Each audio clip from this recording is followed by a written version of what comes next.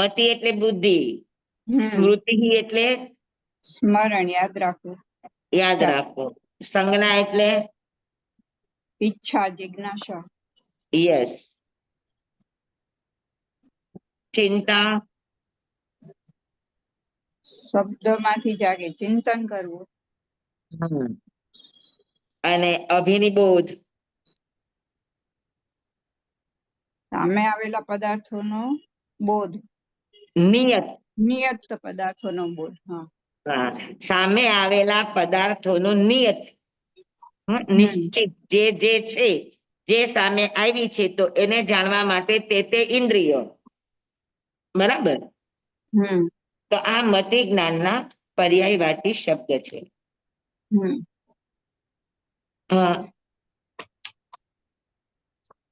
એટલે જ્ઞાન, મતિ જ્ઞાન છે એ ઇન્દ્રિય અને મનથી થતું જ્ઞાન છે, બરાબર.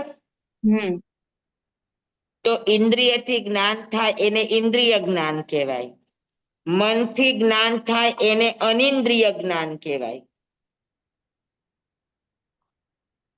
શું કહેવાય? અનિન્દ્રિય. હા, અને ઇન્દ્રિય ને મન વગર ડાયરેક્ટ આત્માથી થતું હોય તો એને અતિન્દ્રિય જ્ઞાન કહેવાય.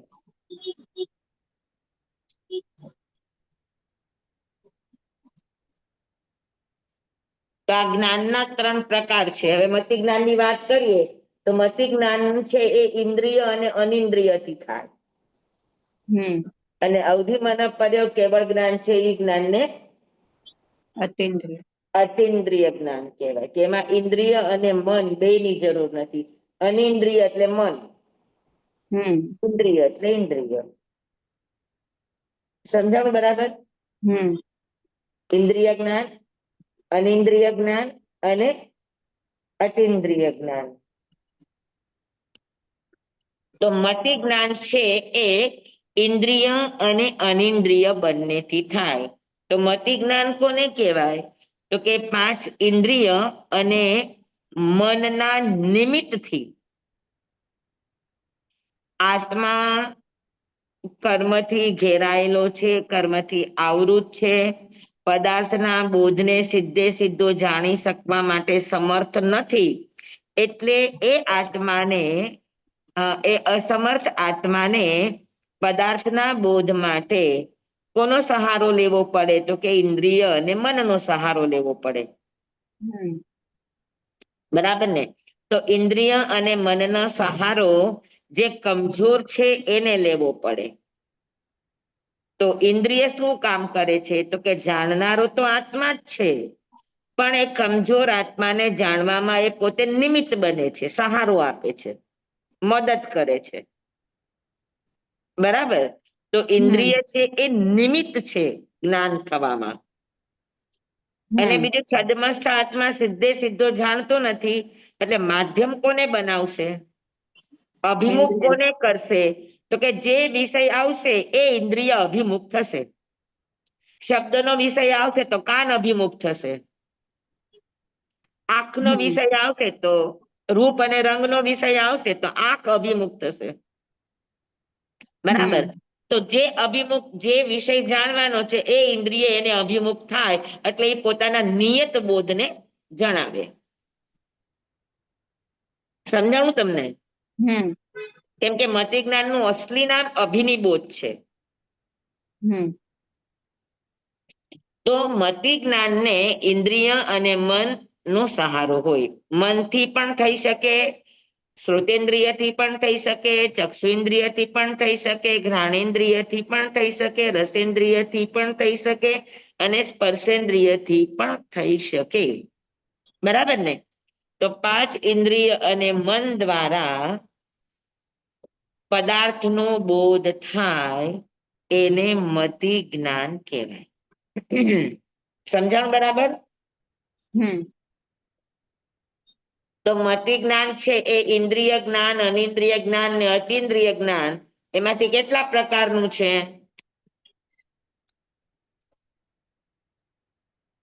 મન અલગ ને, એટલે 6 નું. તો નહીં, એટલે આ 3 માંથી કયો ભેદ આવે? ઇન્દ્રિય અનિન્દ્રિય અને ઇન્દ્રિય અતિન્દ્રિય મતિ બે જ્ઞાન આમાંથી કયું કહેવાય? ઇન્દ્રિય અને અનિન્દ્રિય અતિન્દ્રિય બે બે પ્રકાર. તો કે એને ઇન્દ્રિય પણ કહેવાય અને અનિન્દ્રિય પણ કહેવાય, પણ અતિન્દ્રિય ન કહેવાય. બરાબર. હા તો 5 ઇન્દ્રિય અને મનના નિમિત્તે એ સાધન બને છે. આત્માને જ્ઞાન કરાવવામાં ઇન્દ્રિય અને મન નિમિત્ત પણ છે અને સાધન પણ છે. બરાબર. અને જ્ઞાન કરાવીને ઇન્દ્રિયો પાછી ન્યુટ્રલ છે, નિમિત્ત છે. અને નિમિત્ત એને કહેવાય કે એ સહાયતા આપીને પછી ત્યાંથી નીકળી જાય, પછી એનાથી વધારે કાંઈ ન કરે, એ જવાબદાર નથી. હા, ઉપયોગી છે, અનિવાર્ય છે, પણ જવાબદાર નથી. જવાબદાર આત્મા પોતે. બરાબર. તો ઇન્દ્રિય નિમિત્ત પણ છે અને ઇન્દ્રિય સાધન પણ છે, માધ્યમ પણ છે. બરાબર. તો આપણે ત્યાં 3 પ્રકારના જીવો છે. સ્થાવર જીવો, પછી વિકલેન્દ્રિય જીવો, પંચેન્દ્રિય જીવો. પંચેન્દ્રિયમાં 2 પ્રકાર, સંજ્ઞી અને અસંજ્ઞી, મનવાળા અને મન વગરના. તો આ જીવો આપણી પાસે છે. હવે આ બધા જીવોને મતિ જ્ઞાન કેવી રીતે થશે? તો કે સ્થાવર જીવોને કેવી રીતે થશે?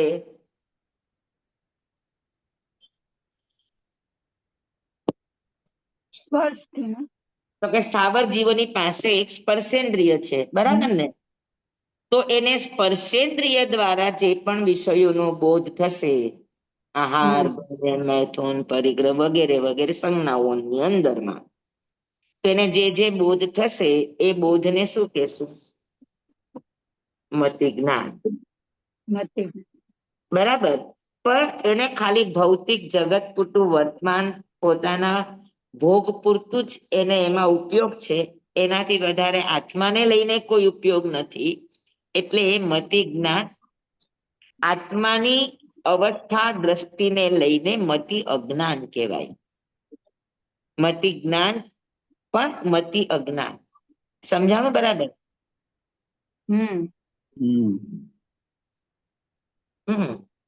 પછી 2 ઇન્દ્રિય જીવ છે. તો 2 ઇન્દ્રિય જીવને મન નહીં આવે, તે આગળ એવામાં આવશે કે સ્પર્શેન્દ્રિય અને રસેન્દ્રિય દ્વારા 2 ઇન્દ્રિય જીવોને પદાર્થનો બોધ થાય છે. એ જ્ઞાનને મતિ અજ્ઞાન કહે. આ મતિ જ્ઞાન જ કહેવાય, પણ દ્રષ્ટિની અપેક્ષાએ ગણો તો મતિ અજ્ઞાન. બરાબર. એવી રીતે જેમ જેમ ઇન્દ્રિયો વધતી જાય તેમ તેમ એક એક ઇન્દ્રિયોનું વિષયનું જ્ઞાન વધતું જાય. પંચેન્દ્રિયમાં આવ્યા તો પંચેન્દ્રિયમાં એને 5 ઇન્દ્રિયોથી જ્ઞાન થાય છે, પણ મન છે અને મન નથી. તો જેની પાસે મન નથી એને ખાલી ઇન્દ્રિયો દ્વારા થશે, અને જેને મન છે એને ઇન્દ્રિય પ્લસ મન. બરાબર. કોક વાર ઇન્દ્રિયનો વિષય ન હોય, જેમ કે અત્યારે આપણી સામે ઇન્દ્રિયથી જાણવા માટે તમારે ઇન્દ્રિયનો વિષય અભિમુખ હોવો જરૂરી છે. જ્યારે મનને માટે તો વિષય અભિમુખ હોવો જરૂરી નથી. તમે અહીંયા બેઠા છો ને અમેરિકાનો વિચાર કરી શકો છો તમે. થઈ શકે કે ન થઈ શકે? થઈ શકે. હા ને? તો અમેરિકાનો તમે વિચાર કરી શકો, બીજા ત્રીજાનો જે તમારી ઇન્દ્રિયોની સન્મુખ નથી છતાં પણ તમે એને જાણી શકો છો, બોધ કરી શકો છો. તો એ કોના દ્વારા? તો કે મન દ્વારા. હા ને? તો 5 ઇન્દ્રિય અને મન દ્વારા જે પણ પદાર્થનો બોધ થાય, કોને થાય? તો કે સંજ્ઞી જીવોને થાય. જો સંજ્ઞની સમ્યક દ્રષ્ટિ છે તો મતિ જ્ઞાન, અને મિથ્યા દ્રષ્ટિ છે તો મતિ અજ્ઞાન. સમજાણું? હમ એકદમ બરાબર. હા, આ તમારું શીખેલું છે એટલે અઘરું નથી. સમજાઈ ગયું બધાને? જી સ્વામી. જી સ્વામી. સ્વામી. એટલે આને બહુ રિપીટ નથી કરતા, આ તમારી સમજમાં આવેલું છે. જી સ્વામી. હવે જે મતિ, સ્મૃતિ, સંજ્ઞા, ચિંતા એ એના પર્યાયવાચી શબ્દો હતા. હવે અહીંયા એમ વાત કરી કે 5 ઇન્દ્રિય અને મનથી થતા બોધને મતિ જ્ઞાન કહેવાય. તો એ મતિ જ્ઞાન કેવી રીતે થાય, એની મેથડ શું છે, એની રીત શું છે? સીધો પદાર્થનો બોધ થાય કે ક્રમિક થાય? આ જણાવવા માટે હવે નવું સૂત્ર આવ્યું કે અવગ્રહે વાય ધારણા. આ 14મું નવું સૂત્ર, અવગ્રહે વાય ધારણા. બોલો, અવગ્રહે વાય ધારણા. અવગ્રહે હવાય ધારણા. અવગ્રહે અવગ્રહે અવગ્રહે એટલે અવગ્રહ, પછી અહીંયા આગળ આવે ઈહા. તો અવગ્રહ ના હ નો અ અને ઈહા નો ઈ બંને મળીને એ બન્યો. આ સંસ્કૃત નો નિયમ છે. અવગ્રહે અ કે આ પછી ઈ કે ઉ આવે તો ઈ નો એ થાય અને ઉ નો ઓ થાય. તો ઈ નિયમ અનુસાર અહીંયા અવગ્રહ હ ના અ અને ઈહા નો ઈ એ બે મળીને શું થયું? હે. એટલે અવગ્રહે વાય ધારણા. હવે આને છૂટું પાડો તો અવગ્રહ, ઈહા, અવાય અને ધારણા. બહુવચન છે. બહુવચન છે એનો અર્થ એ છે કે આ ચારેય સ્વતંત્ર છે. અવગ્રહ થી પણ જ્ઞાન થાય, મતિ જ્ઞાન, પછી ઈહાથી, પછી અવાય થી અને પછી ધારણા. ચારેય અલગ અલગ છે, ચારેય નો ક્રમ છે. અવગ્રહે વાય ધારણા. તો જે કોઈને પણ મતિ જ્ઞાન થશે એ બધાને પછી કોઈને તરત થાય કે કોઈને સમય પછી થાય, થોડા સમય લાગે જાણવા માટે, પણ થવાનો ક્રમ તો આ જ છે કે સૌથી પહેલા અવગ્રહ થાય, પછી ઈહા થાય, પછી અવાય થાય અને પછી ધારણા થાય. ક્રમ આ જ આવશે. પણ જેનો મતિ જ્ઞાનાવરણીય કર્મનો સંયોગક્ષમ તીવ્ર હશે એ તરત જ જાણી શકશે, અને મતિ જ્ઞાનાવરણીય કર્મનો સંયોગક્ષમ ઓછો હશે તો એને ધીરે ધીરે ક્રમ લાગે. પેલા અવગ્રહ, પછી ઈહા, પછી અવાય, પછી ધારણા, આમ સમય લાગે. અત્યારે પણ હું તમને કહું કે આ શું છે? Pen holder. Pen holder. તો તમે તરત જ કીધું મને ચોક હોલ્ડર. કે આ ચોક હોલ્ડર છે. હવે આ તમે મને તરત જ કીધું, મેં પૂછ્યું ને તરત તમે બતાવ્યું, બરાબર? પણ આ તરત નથી બતાવ્યું. તમે આ પેન હોલ્ડર છે એ નક્કી કરવામાં તમારી અંદર આ ચારેય ક્રમ આવી ગયા છે. અવગ્રહ, ઈહા, અવાય, ધારણા અને અવગ્રહ, ઈહા, અવાય અને ધારણા. પછી તમે કહી શકો કે આ પેન હોલ્ડર છે. સમજાણું? એની માટે એક દ્રષ્ટાંત આવે કે સોય છે, સોય. અને ઈ સોય એક સાથે 100 પાન છે, 100 પત્તા છે, પણ કુણા કુણા છે. હવે 100 પત્તાની પાનની થપ્પી છે. એમાં એકદમ તીક્ષ્ણ સોય હોય, ધારદાર, અને ઈ નાખે તો એક ધડાકે સોય શું થાય? ઘૂસી જાય. એક ધડાકે 100 પાન ને વિંધીને બહાર બહાર આવી નીકળી જાય ને. હા, બહાર નીકળી જાય. હવે આપણે એમ કે એક સાથે 100 પાન વિંધાઈ ગયા, પણ એક સાથે વિંધાણા કે પેલા પેલું વિંધાણું, પછી બીજું, પછી ત્રીજું, પછી ચોથું, પછી પાંચમું, પછી 99 ને પછી 100? ક્રમવાર પહેલું બીજું ત્રીજું. ક્રમવાર વિંધાય ને. પણ પાન કોમળા છે અને સોય તીક્ષ્ણ છે, જેના કારણે એક સાથે વિંધાઈ જાય એવું લાગે, પણ વિંધાતા નથી. એમાં એને સમય ઓછો લાગે, એટલે એમ થાય કે તરત વિંધાણા. એવી જ રીતે વસ્તુ ક્લિયર છે, સામે પદાર્થ ક્લિયર છે અને સંયોગક્ષમ તીવ્ર છે, તો તરત જ જેમ મેં આ રાખ્યું તો તમે તરત જ કીધું કે આ ચોક હોલ્ડર છે. બરાબર. તો ઘણીવાર પરિચિત વિષયોમાં અને ઘણીવાર અપરિચિત વિષયમાં પણ બુદ્ધિ તરત લાગી જાય. એનું કારણ શું? તો કે મતિ જ્ઞાના વર્ણ્ય કર્મનો સંયોગક્ષમ. બરાબર.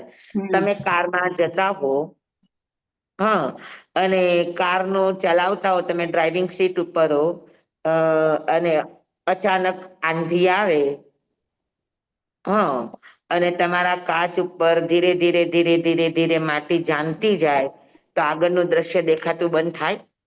હા. કાચ બરાબર જ છે, સામે વસ્તુ પણ બરાબર જ છે. હા, તમે ડ્રાઇવિંગ સીટ ઉપર છો, તમે પણ બરાબર છો, તો શું થઈ ગયું? માટી જામી ગઈ. કોના ઉપર? કાચ ઉપર. તો શું થયું? દેખાવાનું બંધ થઈ ગયું.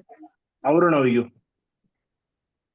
તો તમારા જ્ઞાનમાં આવરણ આવી ગયું, તમે જાણી નહીં હા. શકો આગળ શું જઈ રહ્યું છે, ક્યાં જઈ રહ્યું છે. એક્સિડન્ટ થવાની સંભાવના રહે. હા. સમજાણું? હા ને? હમ.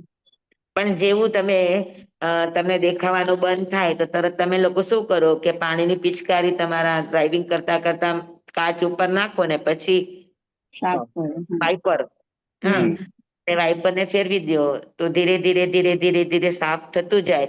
તેમ જેમ જેમ સાફ થતું જાય તેમ તેમ તમને સામેનું દ્રશ્ય ક્લિયર થતું જાય. જી હા. તો એવી રીતે જેમ જેમ જ્યાં સુધી તીવ્ર આવરણ છે ત્યાં સુધી પદાર્થનો બોધ નહીં થાય, પણ તમે હારતા નથી, તમે હિંમત હારતા નથી, તમે કંટાળી જતા નથી, તમે નિરાશ થતા નથી, તમે ઉદાસ થતા નથી, અને તમે સતત સતત પ્રયત્ન તમારો ચાલુ છે. યાદ રે કે ન રે, પણ તમારો પ્રયાસ ચાલુ છે. હા, ઉંમર વધે કે ઘટે પણ તમારો ભણવાનો અભ્યાસ ચાલુ જ છે. તો શું થાય? તો કે એ પ્રયાસથી મતિ જ્ઞાના વર્ણ્ય કર્મનું શું થાય? તો કે સંયોગક્ષમ થાય. અને એ સંયોગક્ષમ થાય તો શું થાય? તો કે જેમ ઓલું વાઇપર માટીને હટાડે, એમ તમારો પ્રયાસ આત્મા ઉપર લાગેલા એક મતિ જ્ઞાના વર્ણ્ય કર્મના જે ધૂળ છે, હા, એનો જે કચરો છે, એને શું કરે? તો એને દૂર કરી નાખે. અને જેવો દૂર થઈ જાય, હા, જેવો તમારા કાચ એકદમ ક્લિયર થઈ ગયા, તો સામેથી એકદમ સ્પષ્ટ ચિત્ર દેખાય. તો એમ સામેથી આપણને એ ચિત્ર સ્પષ્ટ દેખાય અને આપણે એના બોધને કરી શકીએ. સમજાણું બધાને? જી હા. તો જેટલો સંયોગક્ષમ જીવનો એ પ્રમાણે એને સામે વસ્તુનો બોધ થાય. હા, અને કદાચ બોધ ન થાય તો હારવાનું નહીં. શું કરવાનું? મતિ જ્ઞાન માટે, સંયોગક્ષમ જ્ઞાન માટેની એક બહુ વિચિત્રતા છે કે સંયોગક્ષમ જ્ઞાન એટલે શું? પેલા તો ઈ કહી દઈએ. હા, એક મિનિટ. જેમ કે મતિ જ્ઞાન છે, સામે આ પેન હોલ્ડર છે, હા, પણ આ પેન હોલ્ડર છે, તમને દેખાય છે, તમે એને તરત ઓળખી ગયા, પણ સમજી લ્યો કે તમારી આંખમાં મોતિયો છે ને હું કહીશ કે આ શું છે તો તમને નહીં દેખાય. બરાબર. અથવા તમને ચશ્મા છે ને તમે ચશ્મા નથી પહેર્યા તો તમને નહીં દેખાય.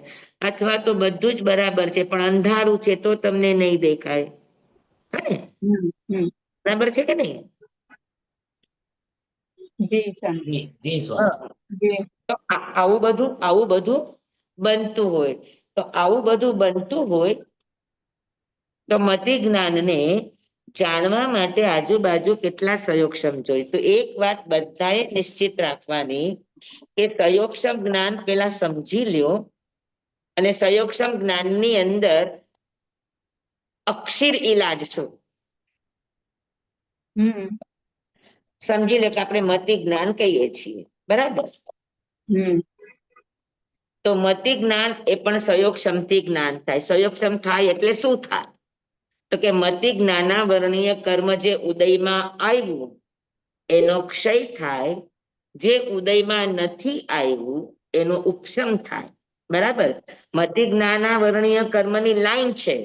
તો મતિ જ્ઞાનાવરણીય કર્મ જે ઉદયમાં આવ્યું એનો ક્ષય કરે, ઉદયમાં નથી આવ્યું એનો ઉપશમ કરે.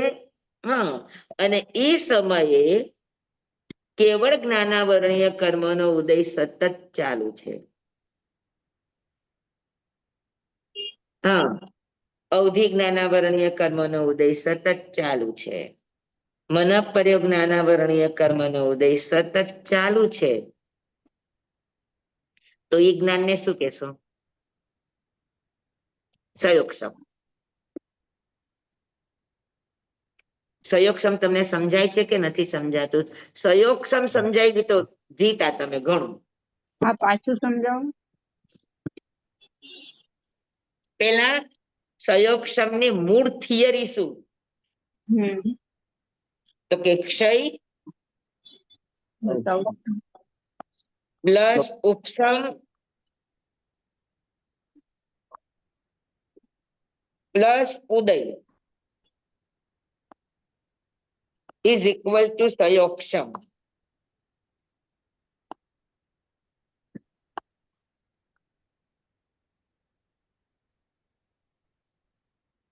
આ એની મેઇન ફોર્મ્યુલા છે. હમ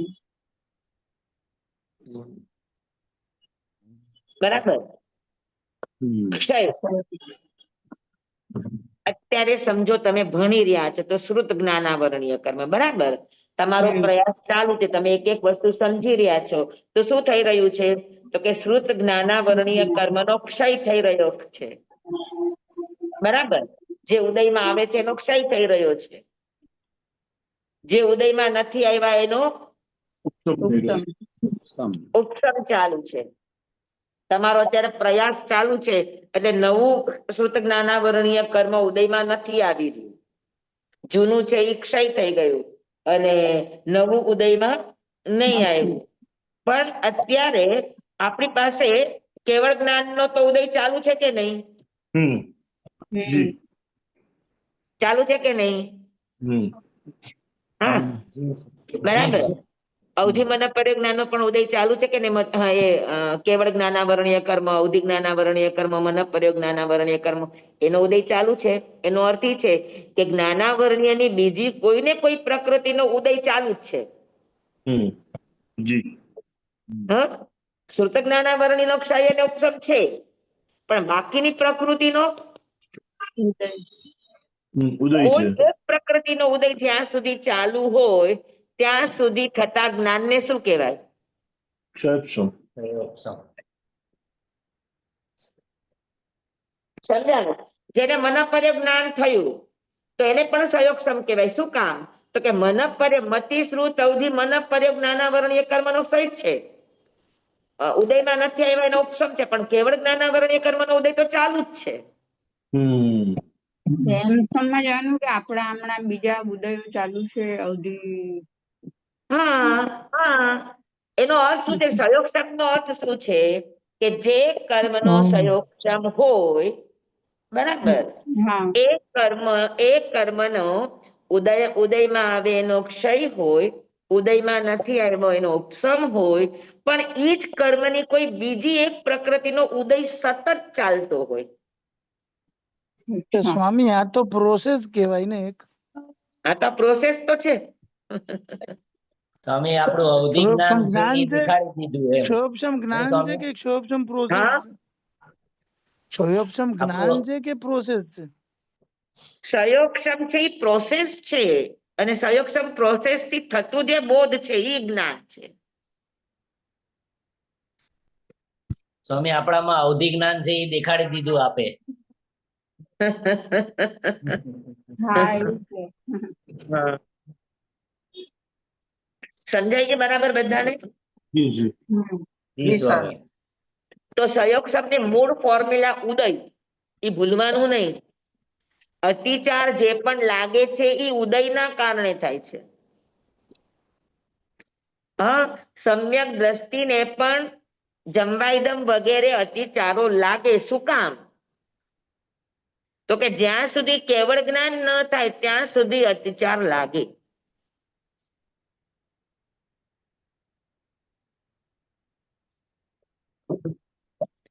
પાકું?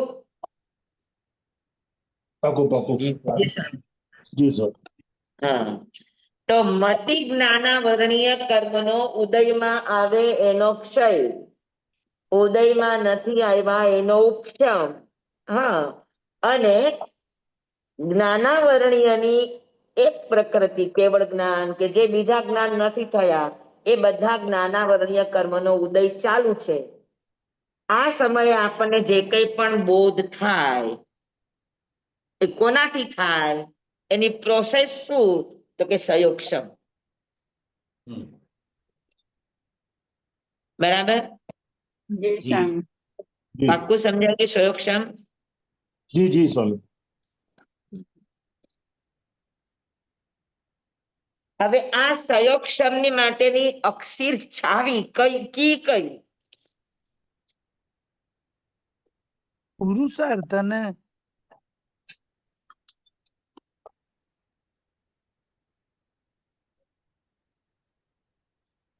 પુરુષાર્થ તો પછી બનશે. હમ. એકાગ્રતા. મેં તમને થોડા દિવસ પહેલા 3 શબ્દ કીધા હતા, યાદ છે?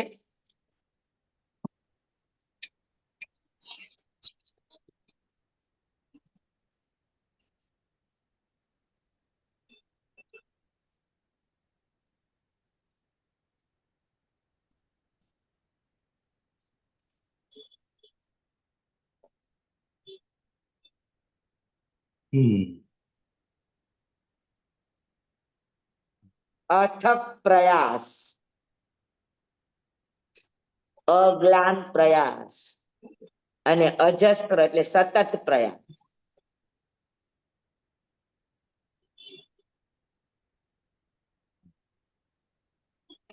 આ સયોક્ષમ માટેની માસ્ટર કી છે. જી. સમજાણું? જી સ્વામી. યાદ નથી રહેતું એમ કરીને મૂકી નથી દેવાનું. આયકા વગર. અને અજ્ઞાન એટલે કંટાળો નહીં.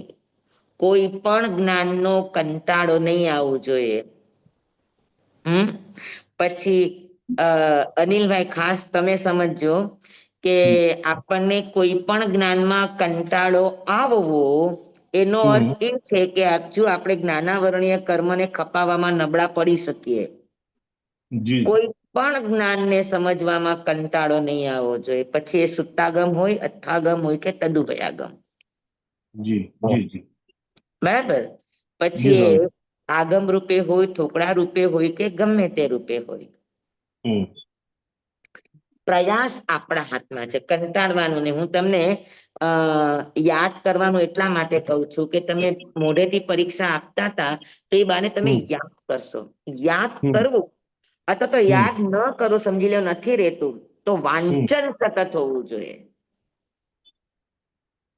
સતત પ્રયાસ કરો. ભલે તમને યાદ ન રહે પણ તમે એને સમજી તો પૂરેપૂરું લ્યો. સ્વામી સતત પ્રયાસ એ જ પુરુષાર્થ થયો ને પછી?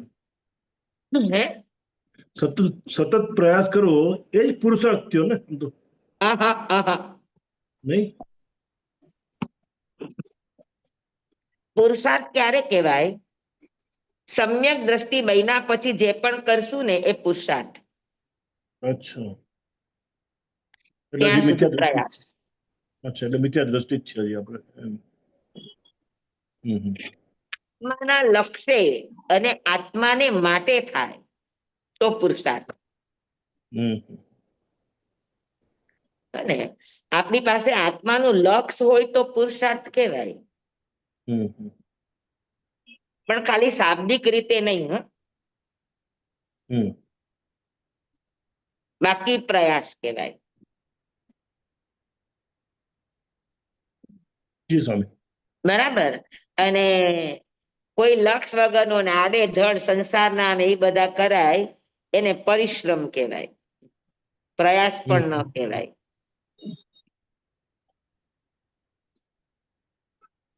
સમજાય? તો સંયોગક્ષમ માટેની 3 ચાવી છે. એક અથક, થાકો નહીં, પ્રયાસ કરવામાં. પ્રયાસ એટલે વિધિપૂર્વકની પ્રવૃત્તિ, એને પ્રયાસ કહેવાય. જાગૃતિ પૂર્વકની પ્રવૃત્તિ એને પ્રયાસ કહેવાય. નહીતર ખાલી યાસ કહેવાય અથવા તો પરિશ્રમ કહેવાય. બરાબર. પછી અગ્લાન ભાવે એટલે કંટાળ્યા વગર, કંટાળો નહીં આવવો જોઈએ, અરુચિ નહીં થવી જોઈએ. અને અજસ્ર એટલે સતત, થાકો નહીં પણ સતત ચાલુ રાખો. આ 3 ચાવી છે જે આપણા સંયોગક્ષમને ધારદાર બનાવે, આપણા સંયોગક્ષમને તીવ્ર બનાવે. સમજાણ બરાબર? જી સ્વામી.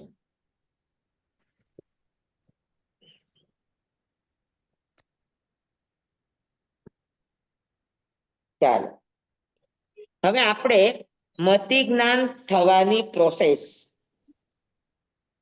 ગમે એટલા વિદ્વાન હોય, ગમે એટલા જાણકાર હોય, પણ તેમ છતાં જ્યાં સુધી ઇન્દ્રિયથી થતા જ્ઞાન છે એ ઇન્દ્રિયથી થતા જ્ઞાનમાં કોઈ પણ સમયે કોઈ પણ પદાર્થનું, કોઈ પણ ઇન્દ્રિયના વિષયનું જ્ઞાન કરવા માટે ક્રમ આ જ રહેશે: અવગ્રહ, ઈહા, અવાય અને ધારણા.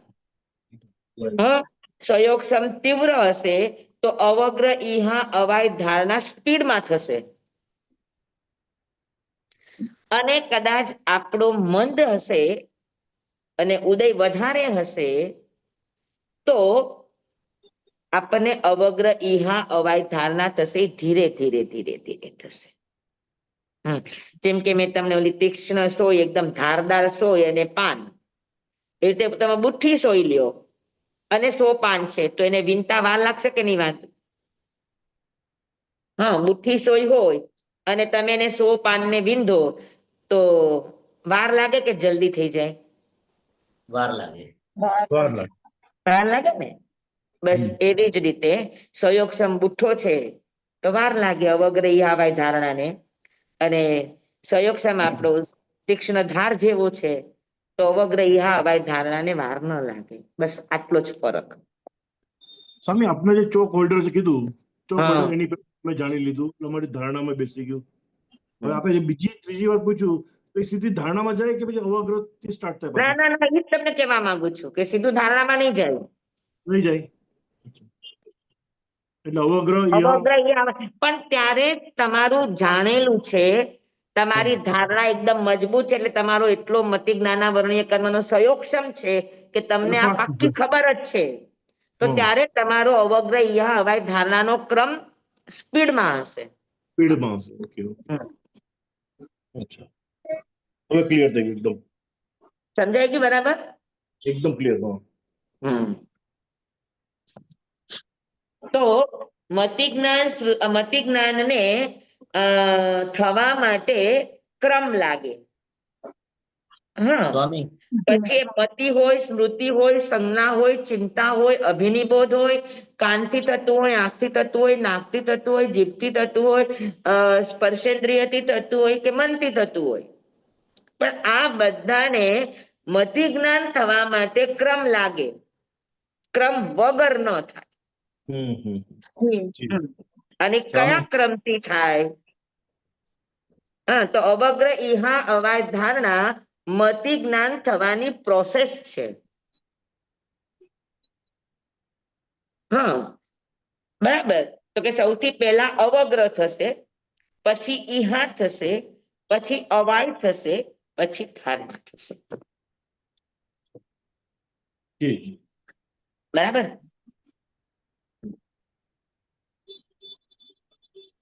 સ્વામી એક પ્રશ્ન પૂછું? હા જી પૂછો. હમણાં જે મનિલભાઈએ કીધું કે સમજો આપણે કોઈ વસ્તુની ખોટી ધારણા, તમે ચોક હોલ્ડર દેખાડ્યું એને મેં પેન સમજી લીધું, મેં ખોટી ધારણા બાંધી લીધી, તો એ ક્યાં સુધી પહોંચ્યું કહેવાય?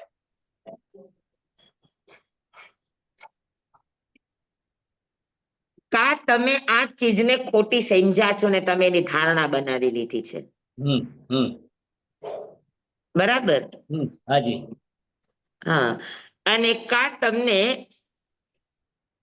આ બરાબર દેખાણું નથી. હમ બે ચીજ બની શકે. કા તમે આને જ પેન હોલ્ડર વર્ષોથી કહેતા આવ્યા છો, હમ એટલે તમારી ધારણા ખોટી બેઠેલી છે. હમ બરાબર. અને કા તમને આ બરાબર દેખાતું નથી, તમને જાદુ છે પણ તમને એમ લાગે છે આ પેન છે. હા અને કા તમને પેન અને ચોકમાં ફરક જણાતો નથી. હમ હા, એટલે તમારા મતિ જ્ઞાનાવરણીય કર્મની સ્થૂળતા છે. મતિ જ્ઞાનની સ્થૂળતા છે. અચ્છા, એટલે એમાં અગ્ર ઈહા અવાયમાં હું કયા સ્ટેપ પર પહોંચ્યો છું ઈ સમજી શકાય એમ? જે ચારે ચાર કોઈ પણ વસ્તુનો નિર્ણય થાય એટલે એ હા. ધારણા. અચ્છા, પણ ખોટી ધારણા કરી લીધી, બરાબર. Yes yes. Okay okay. કા તમારી ખોટી ધારણા છે અને કા તમને વર્તમાનમાં સ્પષ્ટ દેખાતું નથી, કા વિષય ઓકે. સ્પષ્ટ નથી અને કા ધારણા સ્પષ્ટ નથી. જી સ્વામી. થઈ ગયું બરાબર? જી જી સ્વામી. સ્વામી. હા. તો હવે એનો ક્રમ છે અવગ્રહ, ઈહા, અવાય અને ધારણા. બરાબર. હવે અવગ્રહ કોને કહેશું? બરાબર. તો જે ઇન્દ્રિયની સામે જે વિષય આવશે તો સૌથી પહેલા શું થશે? તો કે સૌથી પહેલા એને અસ્પષ્ટ જ્ઞાન થશે. શું થશે? અસ્પષ્ટ જ્ઞાન. અસ્પષ્ટ. કોઈ આકાર પ્રકાર કઈ જ ખબર નથી, કઈ છે. હા, એવું જે જ્ઞાન થાય, અસ્પષ્ટ બોધ થાય કે તમે એ વસ્તુને ઓળખતા નથી શું છે. પહેલી વહેલી તમારી સામે આવી રહી છે, તમારે પહેલેથી આ પરિચિત છે ને, બરાબર. અને પછી એ ચીજ તમારી સામે આવી. અમે લોકો ચોમાસામાં બહેનોને ઘણીવાર એક ગેમ કરાવીએ 5 ઇન્દ્રિયના વિષયની. તો એની અંદર કોફીની પોટલી, ચાની પોટલી, હળદરની પોટલી, હિંગની પોટલી, એવી બધી પોટલીઓ બનાવીએ. એમાં દાળે હોય, પથ્થરે હોય, સાકરે હોય, બધું હોય. કોઈ ચીજ તમારે સ્પર્શથી ઓળખવાની હોય, કોઈ ચીજ તમારે સૂંઘીને ઓળખવાની હોય, કોઈ ચીજ તમારે અવાજ કરીને ઓળખવાની હોય. તો આવી અમે 5 ઇન્દ્રિયના વિષયની પરીક્ષા રાખીએ, એવી પોટલીઓ બનાવીએ. અને એવી પોટલી બનાવીને પછી એને કહીએ કે આને ઓળખો. તો કોફી તમને ખબર જ છે, ચા તમને ખબર જ છે, બધી ખબર જ છે. પણ તેમ છતાં બધી પોટલીઓ સાથે રાખી હોય તો એકબીજાની સુગંધ એકબીજાનું અંદર બેસી ગયું હોય. હા. હા, અને પછી તમે સૂંઘો તો તમને બે સુગંધ આવતી હોય તો તમે નક્કી કરી શકો શું છે? ના, સ્પષ્ટ. બરાબર. હા, પછી તમે એને આમ આમ આમ કાન પાસે રાખીને એને આમ આમ આમ આમ જરાક એને સ્પર્શ કરીને જોશો કે ભાઈ પાવડર છે કે ચાની પત્તી છે. હા ને? હા હા. થાય કે ન થાય? થાય. હા. હા, તો એવી રીતે સ્પર્શીને પછી તમે ઓળખો. તો આજે તમને વાર લાગી ને, તમને અસ્પષ્ટ થયું કે કાંઈક છે, હવે શું છે એ ઓળખવું પડશે. તો કાંઈક છે એ ઓળખવું, એને કહેવાય અવગ્રહ. અવગ્રહમાં કોઈ આકારનો પરિચય ન હોય, અસ્પષ્ટ બોધ હોય, કાંઈક છે એવો બોધ હોય, એને કહેવાય અવગ્રહ. સમજાણું બરાબર? જી પાકું? હમ. જી. હમ જી સ્વામીજી. તો અસ્પષ્ટ બોધને ઇન્દ્રિય અને ઇન્દ્રિયની સામે વિષય, મન અથવા મનની સામે વિચાર જે પણ આવે પણ એ અસ્પષ્ટ છે, એને કોઈ આકાર પ્રકારની ઓળખ નથી, બસ કંઈક છે એવા અસ્પષ્ટ બોધને અવગ્રહ મતિ જ્ઞાન કહેવામાં આવે. બરાબર? જી સ્વામી. હા, અને એ શ્રોતેન્દ્રિય દ્વારા થયું હોય તો શ્રોતેન્દ્રિયનું અવગ્રહ. એ ચક્ષુ ઇન્દ્રિય થયો તો ચક્ષુ ઇન્દ્રિયનું અવગ્રહ. તેમ અવગ્રહ કેટલા પ્રકાર થશે? 6 પ્રકાર થશે. 5 ઇન્દ્રિય હમ. અને 6 મન. હમ. હા, બરોબર. બરાબર? જી સ્વામી. હવે અવગ્રહના 2 પ્રકાર છે, અર્થાવગ્રહ અને વ્યંજનાવગ્રહ.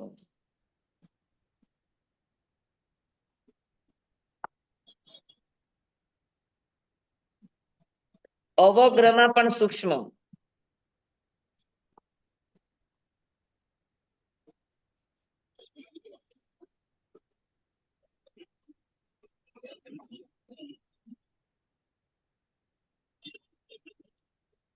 અર્થાવગ્રહ અને વ્યંજનાવગ્રહ. અર્થાવગ્રહ અને વ્યંજનાવગ્રહમાં શું થાય?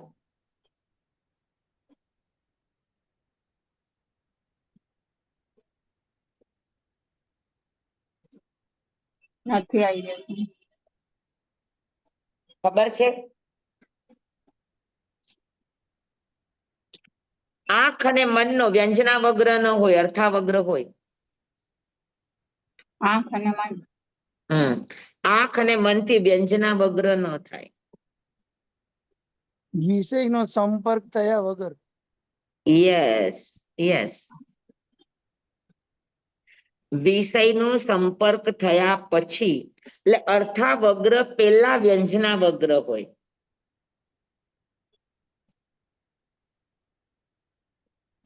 બરાબર? અને વ્યંજનાવગ્રહ પછી અર્થાવગ્રહ, પછી ઈહા, પછી અવાય, પછી ધારણા. તો વ્યંજનાવગ્રહ એની માટે જેમ કે ઓલું કોરું સકોરું છે, બરાબર? એમાં પાણીનું એક ટીપું પડ્યું, આ વ્યંજનાવગ્રહ. પછી બીજું ટીપું, પછી ત્રીજું ટીપું, પછી ચોથું ટીપું. હા, એ પડતા પડતા પડતા પડતા પડતા પડતા કેટલાય ટીપા સુધી એ ખાલી અવગ્રહ જ રહે, ખબર ન પડે કે પાણી ક્યાં ગયું, સુખાઈ ગયું. હા, ખ્યાલમાં આવ્યું? તો વ્યંજનાવગ્રહ એટલે અર્થાવગ્રહ પહેલાની કક્ષા. અસ્પષ્ટમાં પણ અસ્પષ્ટતા. અર્થાવગ્રહમાં તો એમ અર્થ સ્પષ્ટ છે, આમાં તો ખાલી વ્યંજન એટલે ખાલી થયું જ, કઈક કઈક થઈને નીકળી ગયું, એ વ્યંજનાવગ્રહ છે. પણ કઈક છે એવો બોધ સ્પષ્ટ હોય કે કઈક છે. શું છે ખબર નથી, પણ કઈક છે. ઓલામાં તો કઈક છે કે નહીં એ પણ ન હોય, આ બસ કઈક આવીને અડીને વયું ગયું, વ્યંજનાવગ્રહ. જ્યારે અર્થાવગ્રહ ની અંદર અર્થ છે, ગ્રહણ છે કે કઈક છે, શું છે એ ખબર નથી. બરાબર? તો વ્યંજનાવગ્રહ ની અંદર વિષયનો ઇન્દ્રિયની સાથે સંપર્ક થવો, સંપર્ક એટલે એનો સ્પર્શ થવો જરૂરી છે. આંખ છે એ સ્પર્શ કરીને નથી જાણતી, દૂરથી જ જાણે છે. મન છે પણ સ્પર્શ કરીને નથી જાણતું, દૂરથી જાણી શકે છે. એટલે વ્યંજનાવગ્રહ આંખ અને મનથી ન થાય. વ્યંજનાવગ્રહના 4 જ પ્રકાર: કાન, નાક, જીભ અને સ્પર્શ. સમજાણ? જી જી. જ્યારે અર્થાવગ્રહના 6, એટલે કુલ અવગ્રહના 10 પ્રકાર. બેસી ગયું બધાને? જી. એકદમ જી એકદમ બેસી ગયું. જી જી અવગ્રમાં કોઈને કઈ શંકા?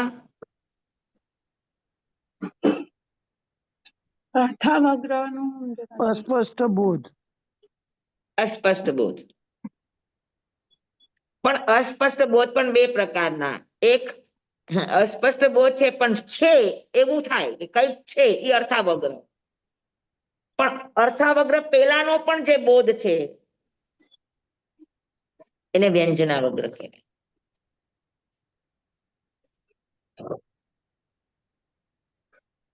સ્વામી તમે જે એમ કીધું ને કે કાન નાક જીભ સ્પર્શ ઈ વ્યંજના વગ્ર ઈ મને નથી સમજાયું.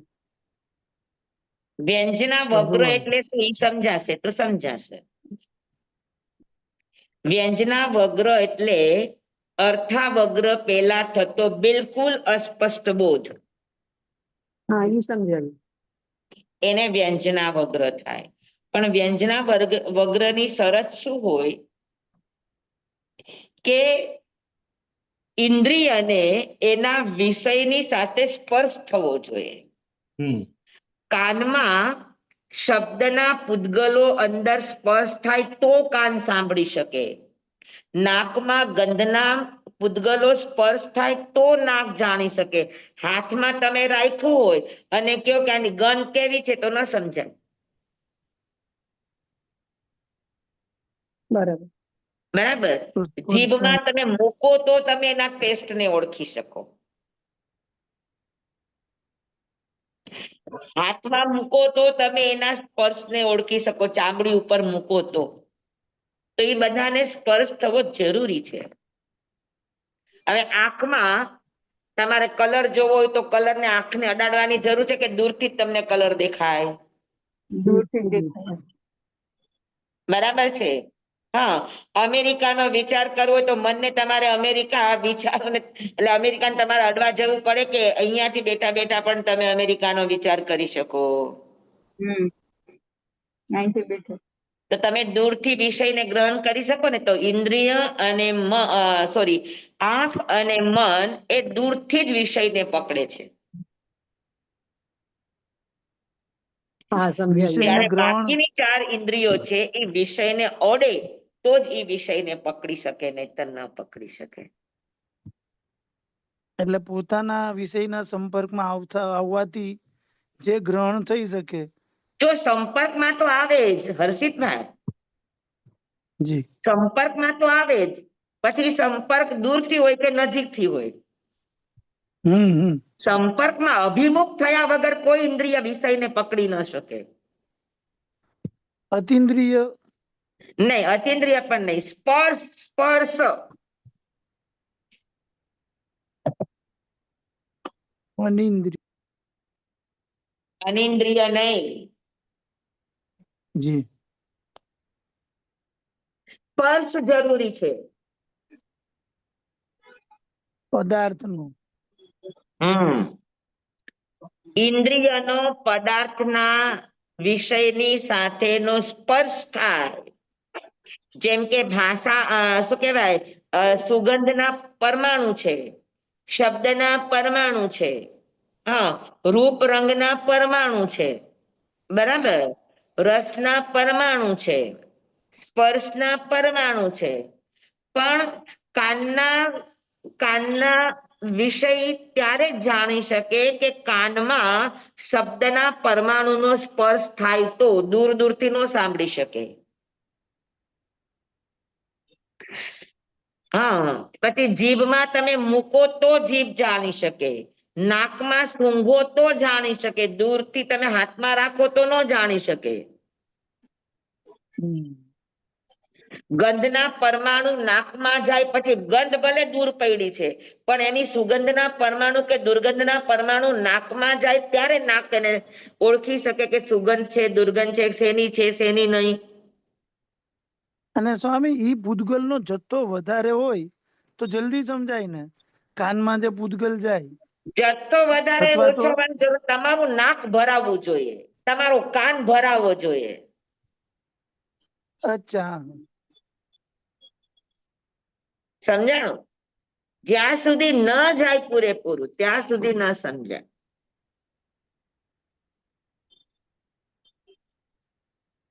હવે ભરાય એટલે જી. અવગ્રહ ઈહામાં જવાય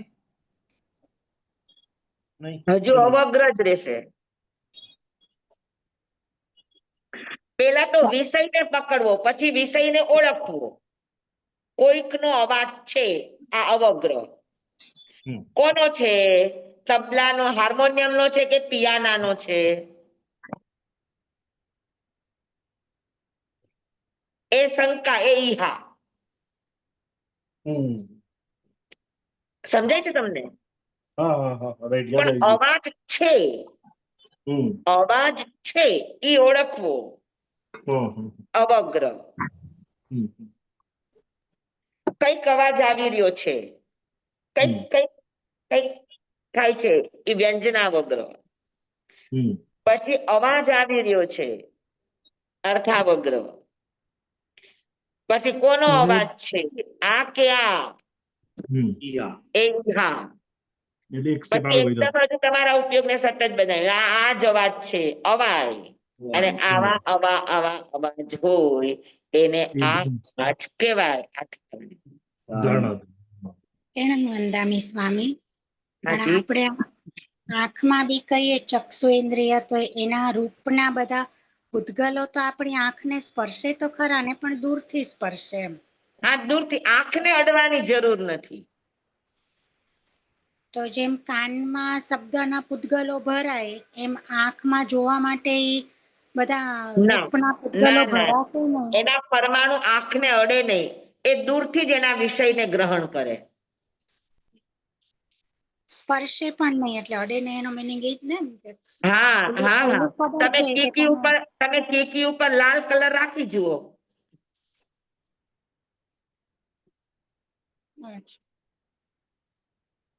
નહીં એની જુએ. ઉપર કીકી ઉપર, હા કીકી ઉપર લાલ કલર રાખી જુઓ. નહીં અડે, નહીં સ્પર્શે, મીન્સ એ નહીં જોઈ શકે. એ જેમ નજીક આવે એમ એનો વિષય જોઈ ન શકે. દૂર હોય તો દૂરથી જ પકડે. હા, દૂરથી. એટલે ટૂંકમાં દૂરથી પકડે ને, ઓલામાં નજીક આવે ને આખી ઇન્દ્રિય એનાથી પરિપૂર્ણ પરિપૂર્ણ ભરાય. કઈ પરમાણુથી ત્યારે જ સમજી શકે. તો સરાવલાનું દ્રષ્ટાંત ખબર છે, એ રીતે નાક બી એકદમ ગંધથી ભરાઈ જાય હા, તો એ મોઢામાં સરાવલાના દ્રષ્ટાંત બરાબર છે. હમ, હમ. પણ હા સરાવ તો સ્પર્શે સરાવલાનું પેલું ટીપું છે ને એ વ્યંજનાવગ્રહ. હમ. અને અને છેલ્લું પછી ટીપું સમજીને હોય કે 100 ટીપાથી આખું સરાવલું ભીનું થાય છે, તો 99 ટીપા સુધી અર્થાવગ્રહ. હમ.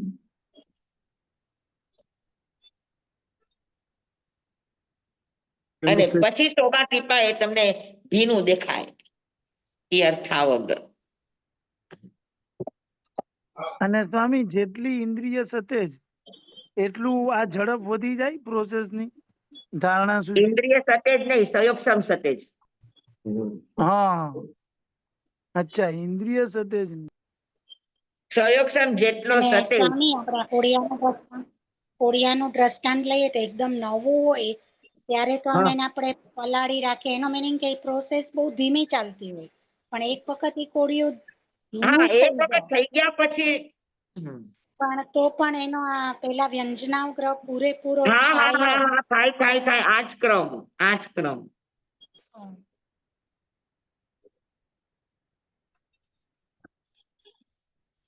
ઈ પછી તમે સુકાવી દીધું એકવાર ભીનું કરીને, હમ. તો ઈ પાછું કોરું થઈ જશે. ત્યારે પણ તમે પેલું ટીપું નાખશો તો નહીં દેખાય.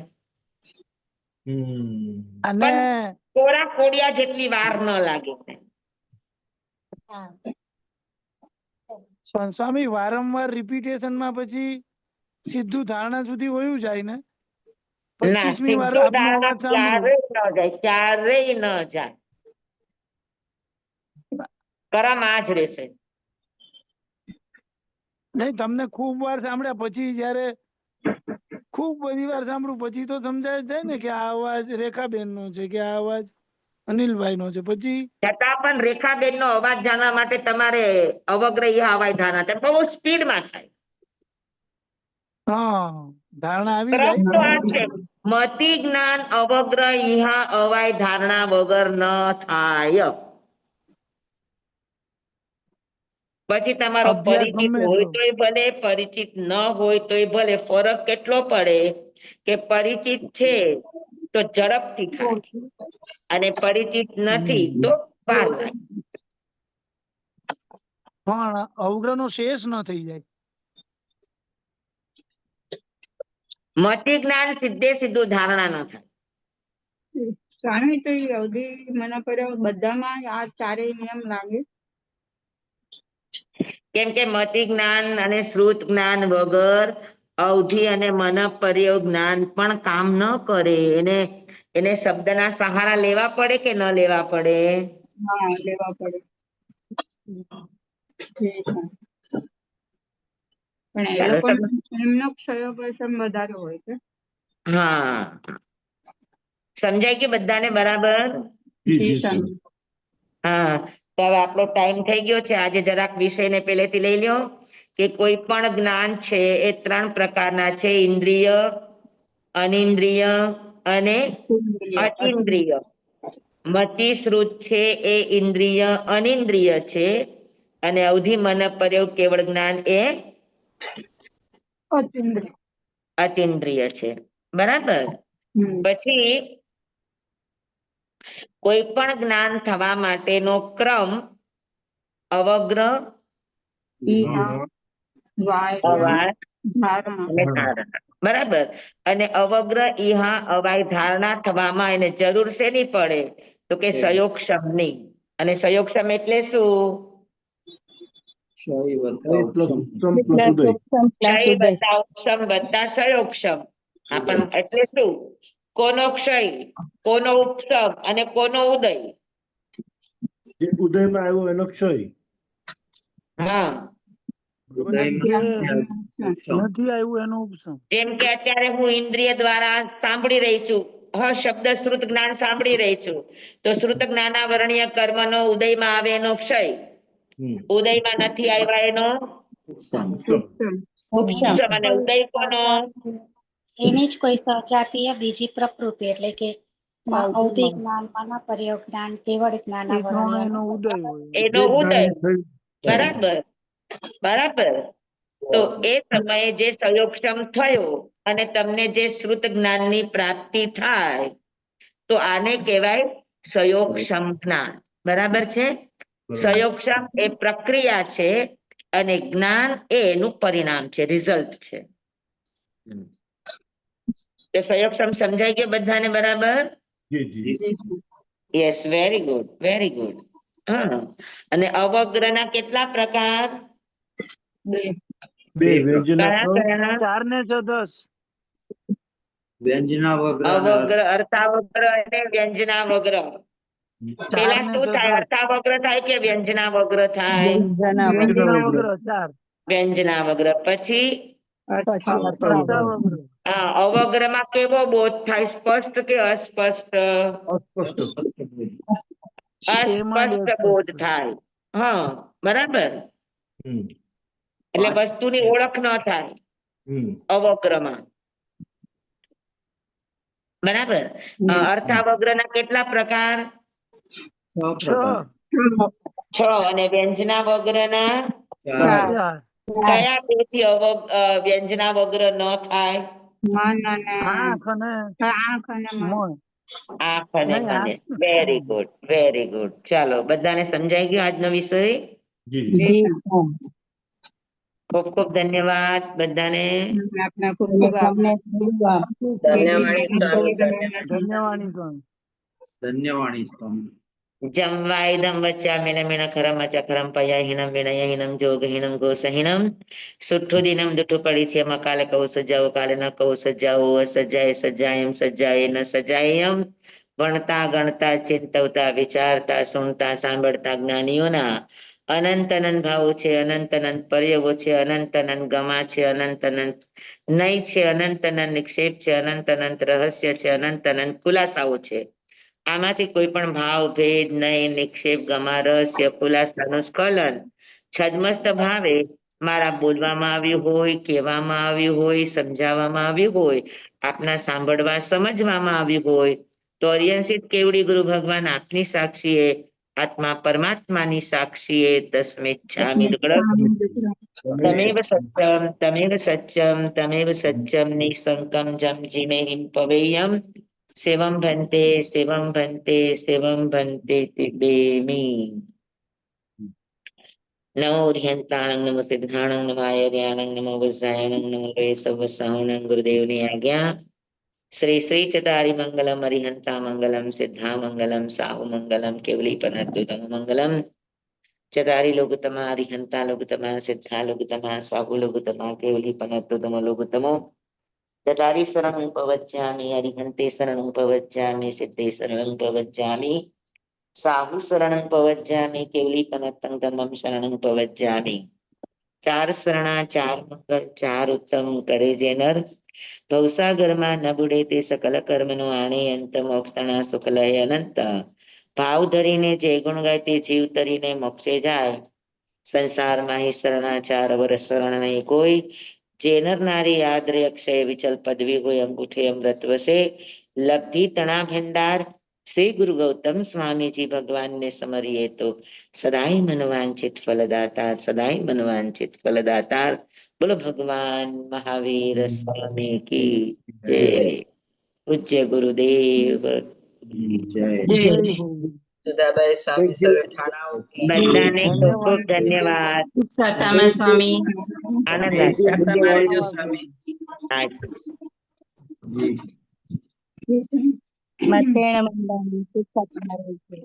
જય જય જનાર્દન. જિનેન્દ્ર.